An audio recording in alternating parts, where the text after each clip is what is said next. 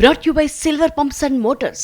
Top quality और consistent performance के लिए सिर्फ सिल्वर पंप्स नाम याद रखना. కవిత లేఖపై స్పందించారు బీజేపీ ఎంపీ రఘునందన్ రావు. కేసీఆర్ కుటుంబంలో వారసత్వ చిచ్చు మొదలైందని ఆరోపించారు. కవితను బయటకు పంపేందుకు కేటీఆర్, హరీష్ ఒక్కటయ్యారని చెప్పారు. కవిత మరో షర్మిల కాబోతోందన్నారు రఘునందన్ రావు.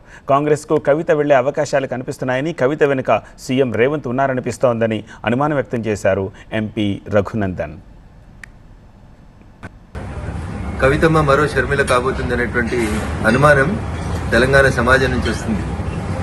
ఎందుకంటే ఈ పంచాయతీ కుటుంబ పంచాయతీ, రాజకీయ వారసత్వ పంచాయతీ, ఆస్తుల పంచాయతీ, ఇంకా భారతీయ జనతా పార్టీ గురించి, మా పార్టీ గురించి కవిత మాట్లాడడం ప్రజలలో జరుగుతుందే వాస్తవాన్నే కవిత చెప్పింది. ప్రజలలో భారతీయ జనతా పార్టీ రోజు రోజుకు బలపడుతుంది. వచ్చే ఎన్నికల తర్వాత భారతీయ జనతా పార్టీ రాష్ట్రంలో అధికారంలోకి రాబోతుంది.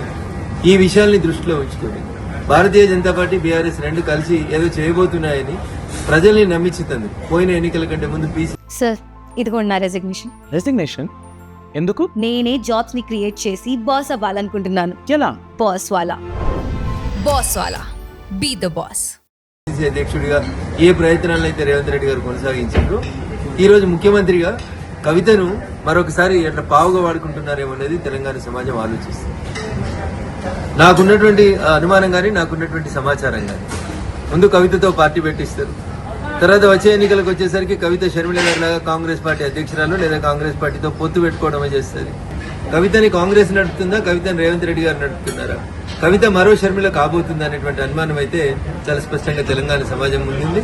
కవిత చెప్పినా, కేసీఆర్ చెప్పినా, మీడియా మిత్రులు చెప్పినా భారతీయ జనతా పార్టీ ఈ రాష్ట్రంలో బలపడుతుంది, భారతీయ జనతా పార్టీ ఈ రాష్ట్రంలో అధికారంలోకి రాబోతుంది అనేటువంటి విషయాన్ని టీఆర్ఎస్ కవితనే చెప్పకనే చెప్పినట్టు మేము భావిస్తా ఉన్నాం.